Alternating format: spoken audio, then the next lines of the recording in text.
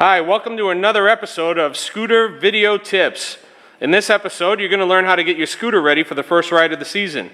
I'm here with Peter Servizio, Chief Mechanic of Vespa Hartford, and Pete's going to show us how to do a safety check before the first ride of the season. And for today's demonstration, we're using a Vespa LX150IE. Pete, how you doing today? Good. That's great. So we're ready to ride for the season. What's the first thing we should do? One of the first things we want to do is make sure the battery is properly charged and put it on battery charger. You have a tender there behind you that, which is what you're recommending, right? Yep, you have the alligator clips. You could use it on a couple of different bikes, and you have the pigtail that we could install on one bike, and it's a quick connect. And people can get this here at Vespa Hartford, either the service or the showroom. Correct. Okay, so on this bike, where's the battery? How do I hook that up? Battery's underneath the seat. You need the key, you open it up, and it's right here. You have a cover.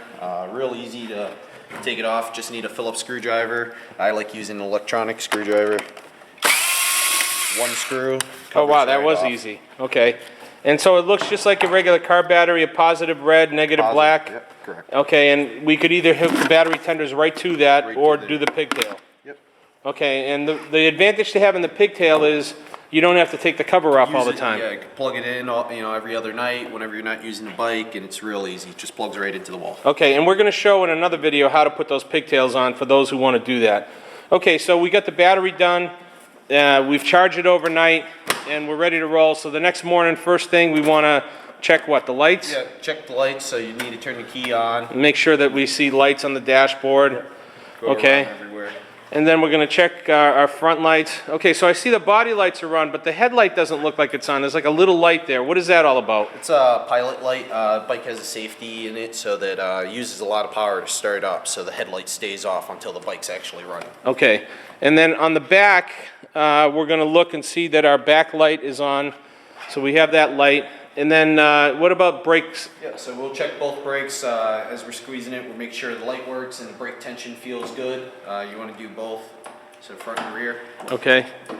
And I'm noticing that there are some lights here that aren't working, like these lights on the body. Reflectors on both sides, on the back and on the front and on the top case if you have a top case. So you don't have to worry about those lights coming on. But what about these other lights here? What are those for on the either side of the brake light? We have the signals, so that's one of the things we want to make sure.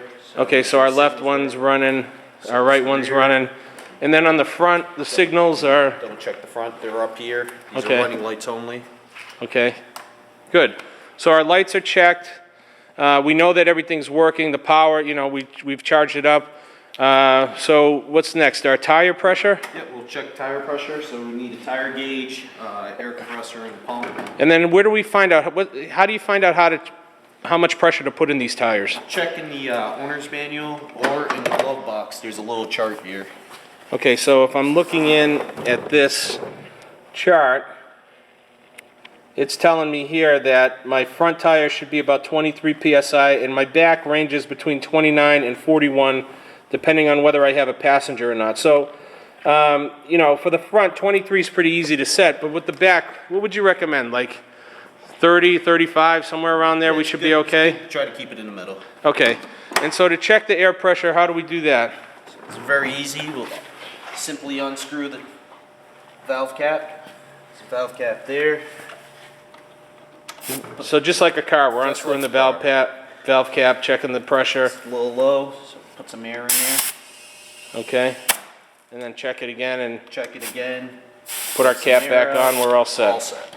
Okay, so this is easy, and I notice on scooters, the back tires got a lot of stuff around it. Yeah, you want to do this when the bike's off, and especially when it's cold. The exhaust is right here. Rotate the tire, valve cap right there, and same thing as the front. Okay, and, all right, so now we got our tire pressure, lights, battery, what's next? Oil, right? The oil. So same thing. You want to make sure the bike's off and that it's cool on a level surface. Dipstick right here. Just unscrew this. Need a rag. Okay. Wipe off the And what are oil. we looking for on the dipstick? You want to make sure the oil is just a little low of the top line right here in the center. So just below maximum? Just below. Okay, and if it's low, what do we do? If it's low, you need to use some oil. The full synthetic that matches Vespa's requirements. Okay. Just pull out the dipstick, put a funnel in there. So let's make sure it's clean funnel. Yep. And just top it off. It's good to check it every little bit. It won't take the full quart. Okay, and just add the oil a little at a time and double check. Okay, once we've checked our oil's okay, put the cover back on, and we're good to go with the oil. Correct. Okay, so we got everything, oil, tires, lights, battery. I guess the last thing's gas, right? Good, check gas. And what should we do before storing it with the gas? We put some fuel stabilizer in it? Always good, you gotta have fuel stabilizer, especially if it's carbureted. Okay. And if you let's say you forget to put the fuel stabilizer in it and you stored it, what's going to happen? What can they expect? The carb's gonna clog up, it won't start, crank over a lot. So good thing, give us a call. You don't want to keep it cranking over, you kill the battery. Okay. And we can pick it up and get it taken care of for you. All right, and so to fill the gas in this bottle, the gas cap is under the seat. Underneath the seat, when you fill up, when you have the gas nozzle in there, first click when it shuts off, that's good. You never want to top it off. Okay, you don't want to overfill. Okay. All right, so we got our gas, oil, everything's ready to roll. We should be good to go, right? Correct. And so what do we do? How do we start it up? Put the key in the ignition, make sure it's in the run position, squeeze the brake for the safety, and electric start. And then what are we looking for once it starts? Want to walk around the bike, make sure there's no leaks, Make sure our headlight's now on. make sure everything's working. Okay. The muffler's not leaking any exhaust fumes or anything like that. And we don't see anything leaking on the ground, right? Yep. It's a Okay. good idea to do this outside, rev it up a little, make sure there's no weird sounds. Yeah. So if you do see any leaks, you don't recommend riding the bike at all? No, not at all. Okay. All right, good.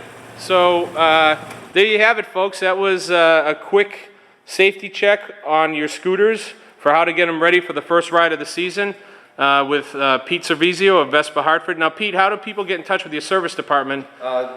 Give us a call or even schedule an appointment online with our new website. Phone number here is 860-747-6682.